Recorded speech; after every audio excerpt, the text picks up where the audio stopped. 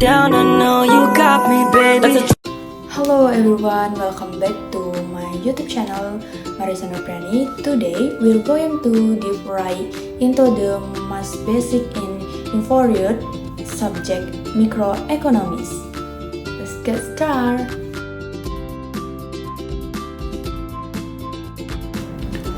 Pengertian dan prinsip dasar ekonomi mikro dalam memahami pengambilan keputusan individu.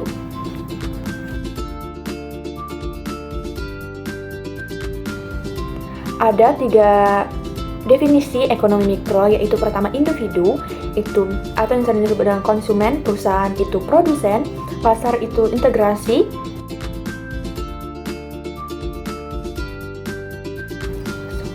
Apa itu ekonomi mikro? Ekonomi mikro merupakan cabang ilmu ekonomi yang mempelajari perilaku unit-unit ekonomi kecil atau individu seperti rumah tangga konsumen dan rumah tangga produsen atau perusahaan.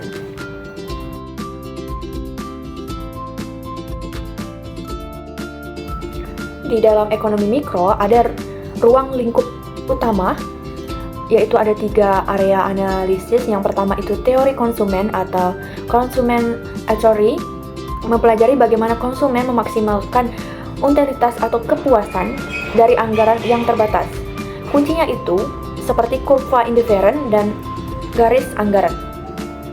Yang kedua, teori produsen atau production theory, mempelajari bagaimana perusahaan memaksimalkan keuntungan atau profit dengan meminimalkan biaya. Jangan sampai terbalik ya teman-teman. Yang ketiga itu ada teori harga dan pasar, mempelajari bagaimana harga ditentukan melalui permintaan dan penawaran di berbagai jenis struktur pasar.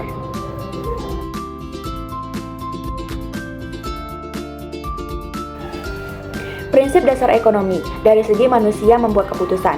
Ada 2 prinsip. Yang pertama, trade-off atau pertukaran. Prinsip ini lebih kepada jika kita ingin mendapatkan sesuatu, kita harus melepaskan hal yang lain. Contohnya seperti ini teman-teman. Kita lebih memilih naik motor pribadi yang jelasnya lebih menghemat waktu, tetapi biaya bensin dan perawatannya lebih besar. Sedangkan jika kita memilih angkutan umum, biayanya lebih hemat, tetapi waktu tempuhnya lebih lama. Prinsip kedua ini lebih menekankan kepada biaya. Apa yang Anda korbankan untuk mendapatkan sesuatu. Keputusan membutuhkan pertimbangan antara biaya dan manfaat dari setiap alternatif. Contohnya biaya peluang.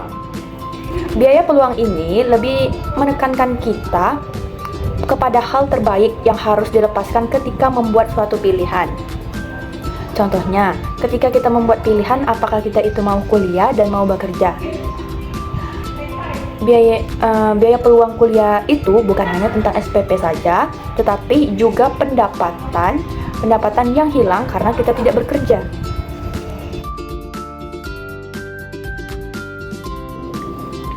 Prinsip dasar ekonomi yang ketiga dan keempat itu lebih menekankan kepada rasionalitas dan insentif. Prinsip ketiga yaitu orang rasional. Ini perubahan marginal, penyesuaian kecil dan bertahap terhadap rencana tindakan yang ada. Orang rasional membuat keputusan dengan membandingkan manfaat marginal atau marginal divide dan biaya marginal atau marginal cost. Contohnya, maskapai penerbangan akan menjual tiket menit terakhir dengan harga diskon jika manfaat marginal atau uang ekstra itu sama dengan biaya marginal, biaya minum atau snack ekstra. Sedangkan prinsip yang keempat itu orang menanggapi insentif, sesuatu yang mendorong seseorang untuk bertindak. Insentif ini, baik reward atau hukuman, sangat penting dalam menganalisis pasar. Contohnya, kenaikan harga bensin itu sama dengan inisiatif negatif, mendorong orang untuk menggunakan transportasi umum, itu disebut dengan respon. Itu merupakan perbandingan prinsip 3 dan prinsip 4. Prinsip 3 tadi itu adalah orang yang rasional, sedangkan prinsip yang keempat itu orang yang menanggapi insentif.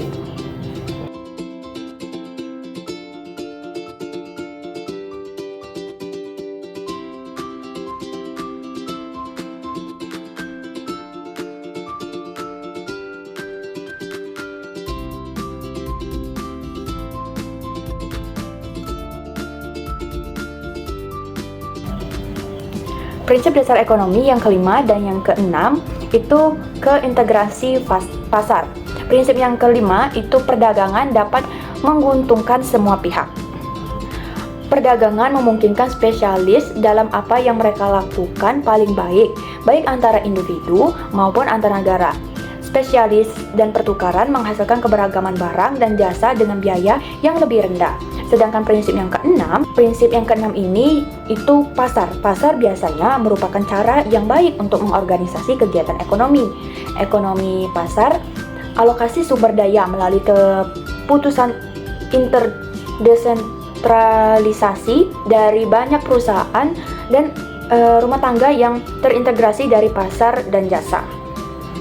Nah, itu dia tadi prinsip dasar dari ekonomi yang ada di ekonomi mikro.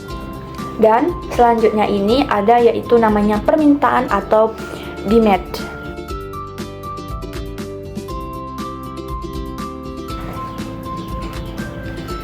Dasar analisis mikro, permintaan. Permintaan itu adalah jumlah barang atau jasa yang diinginkan dan mampu dibeli oleh konsumen pada berbagai tingkatan harga dalam periode waktu tertentu. Ada hukum permintaan, ada kurva permintaan. Nah, hukum permintaan itu adalah jika suatu barang naik, maka jumlah barang yang diminta itu turun atau sebaliknya. Contohnya teman-teman, jika harga telur ayam naik, maka permintaan konsumen akan turun dan mereka mungkin beralih ke sumber daya protein lain. Atau sebaliknya, jika harga sepatu turun karena diskon, permintaan sepatu itu pasti meningkat drastis. Gitu, teman-teman.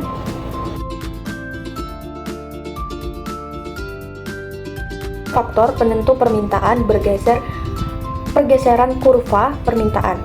Faktor selain harga yang merujuk jumlah permintaan itu ada 4. Yang pertama itu pendapatan konsumen. Dibagi menjadi 2 bagian, yaitu normal goods dan inferior goods. Istilah normal di sini merujuk pada hubungan positif antara pendapatan dan permintaan, bukan pada kualitas barang. Contohnya seperti peralatan rumah tangga, kulkas 2 pintu atau kulkas pintar, AC, dan mesin cuci otomatis dibandingkan dengan mesin cuci manual. Konsumen yang pendapatannya naik cenderung mengganti peralatan lama dengan model yang lebih besar, canggih, atau efisien. Gitu contohnya teman-teman. Yang kedua ini ada inferior goods.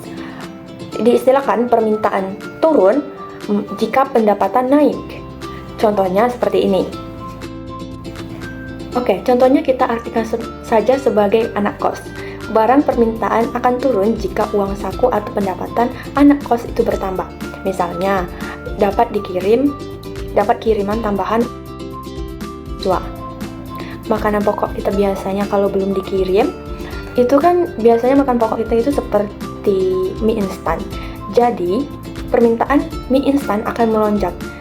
Ketika kita menghasilkan pendapatan atau sudah dikirim atau transfer uang, kita pasti beralih makanan yang lebih bergizi atau seimbang seperti lauk, ayam, dan permintaan untuk mie instan ini otomatis akan turun.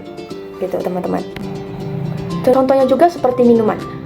Kalau kita belum dikasih uang atau belum dikirim atau ditransfer, kita lebih memilih kopi sasetan bubuk yang diseduh di kamar kos dibandingkan kopi dari coffee shop premium, misalnya latte atau matcha.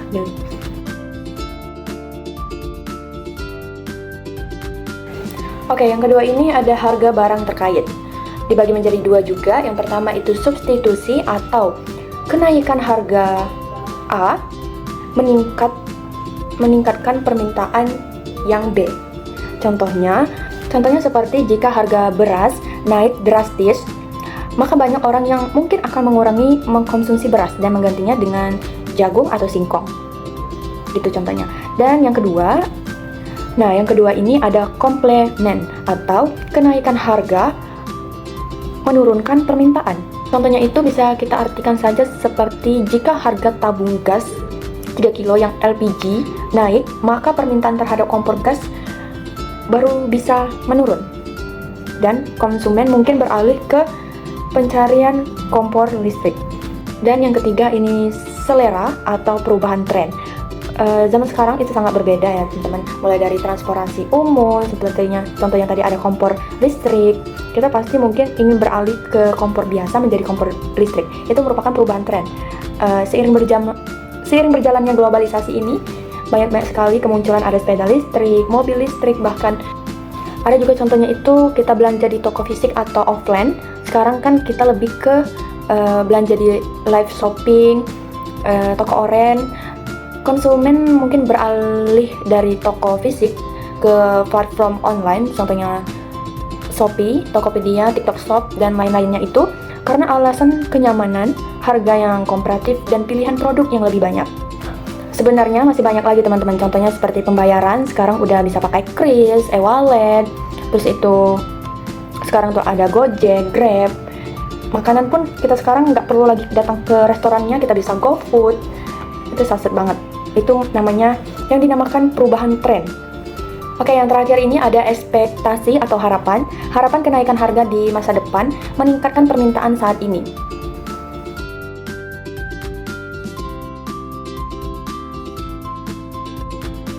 Yang berikutnya ini ada penawaran atau supplies, dasar analisis ekonomi mikro. Penawaran adalah jumlah barang atau jasa yang ingin atau mampu dijual oleh produsen pada berbagai tingkatan harga dalam periode waktu tertentu. Ada hukum penawaran, jika harga suatu barang naik, maka jumlah barang yang ditawarkan akan turun atau sebaliknya. Contohnya dengan harga cabai. Saat harga cabai di pasar naik drastis, maka petani atau produsen akan termotivasi untuk menanam lebih banyak cabai karena potensi keuntungan yang didapatkan menjadi lebih besar. Dengan demikian, jumlah penawaran cabai di pasar akan semakin meningkat. Atau sebaliknya, jika harga cabai turun drastis, banyak petani mungkin akan mengurangi jumlah produksi atau bahkan beralih menanam komoditas yang lain karena keuntungan yang diperoleh berkurang. Ada juga contohnya seperti kasus barang yang viral. Ketika suatu produk, misalnya smartphone, model terbaru atau barang koleksi tertentu menjadi sangat diminati atau viral dengan harga tinggi, produsen atau penjual akan memperbanyak stok dan produksi penawaran meningkat untuk memanfaatkan momentum keuntungan tersebut. Jika tren sudah meredup atau memudar dan harga menurun, penawaran dari produksi akan berkurang untuk menghindari kerugian. Oke, itulah contohnya teman-teman.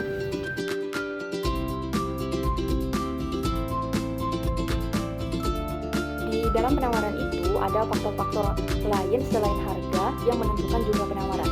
Yang pertama itu input harga. Kenaikan harga bahan baku atau input mengurangi penawaran.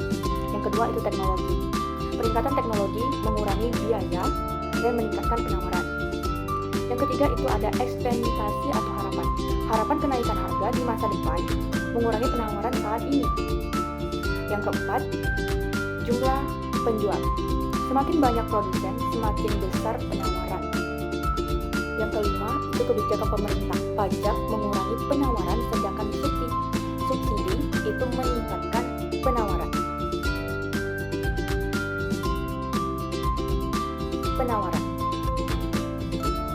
Keseimbangan pasar atau market equilibrium.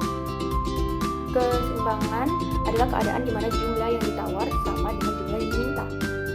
Harga penawaran atau PE itu harga di mana kurva permintaan dan kurva penawaran terpotong. Ada juga yaitu surplus atau kelebihan penawaran. Terjadi jika harga PE atau harga keseimbangan atau QS lebih besar daripada QD akan mendorong harganya turun. Dan selanjutnya yaitu kekurangan atau kelebihan permintaan. Terjadi jika bahwa PA atau harga keseimbangan tadi lebih QND lebih besar dibandingkan dengan QS, itu mendorong harga naik.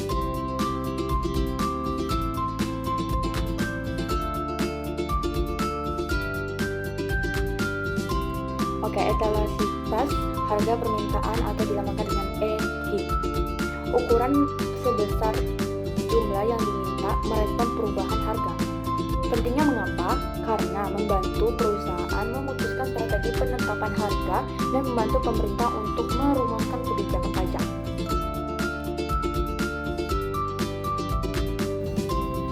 Aplikasi ekonomi mikro atau kebijakan harga. Intervensi pemerintah. Pemerintah dapat mengintervensi pasar untuk mencapai tujuan sosial atau ekonomi. Ada harga maksimum dan harga minimum. Harga maksimum atau price ceiling merupakan harga tertinggi yang diizinkan, contohnya seperti sewa rumah. Tujuannya untuk melindungi konsumen dari dampaknya menciptakan kekurangan atau shortcut. Sedangkan harga minimum atau price floor adalah harga terendah yang diizinkan, contohnya seperti upah minimum regional. Tujuannya adalah untuk melindungi produsen atau pekerja dari dampaknya menciptakan surplus atau kelebihan penawaran. Oke, kesimpulannya adalah bahwa ekonomi mikro berfokus pada pengambilan keputusan individu yang membentuk pasar. Prinsip-prinsipnya atau trade-offs adalah biaya peluang marginal adalah kerangka berpikir untuk membuat pilihan yang optimal. Permintaan, penawaran, dan keseimbangan adalah fondasi untuk menganalisis hampir semua pasar. Itu merupakan kesimpulan dari materi kita hari ini. That's the essence of microeconomics. If you find this useful, please like and subscribe. See you in the next video.